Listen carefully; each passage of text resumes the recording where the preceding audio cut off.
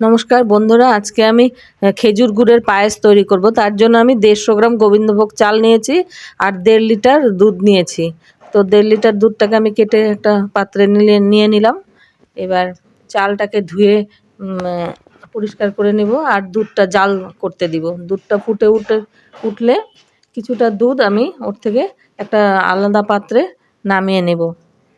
এবার 600 গ্রামের একটা গুড়ের বাটি আমি কিনেছি, সেটার থেকে 300 গ্রাম খেজুর গুড় আমি ওই দুধের মধ্যে গুলিয়ে রেখে দিব। দুধটা ফুটে উঠেছে, ভালো করে ফুটে উঠলে তারপরে চালটা দিয়ে দিব।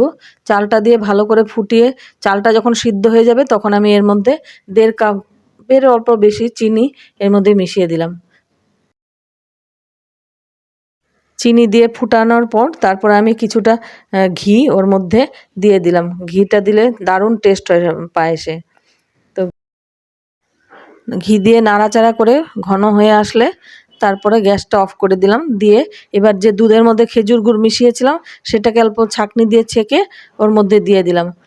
জাল অবস্থায় খেজুর গুড়টা মিশালে ওটা দুধটা আবার কেটে যেতে পারে, ফেটে যায় অনেক সময়। তার জন্য গ্যাসটা অফ করে তারপরে খেজুর গুড়টা মিশানো।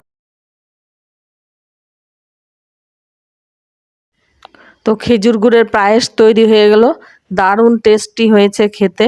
তোমরাও বানিয়ে খেয়ে দেখো সেই শীতে খেজুর গুড়ের পায়েস। ভিডিওটির সঙ্গে থাকার জন্য ধন্যবাদ। ভিডিওটিকে লাইক, শেয়ার আর চ্যানেলটিকে সাবস্ক্রাইব করার অনুরোধ রইল।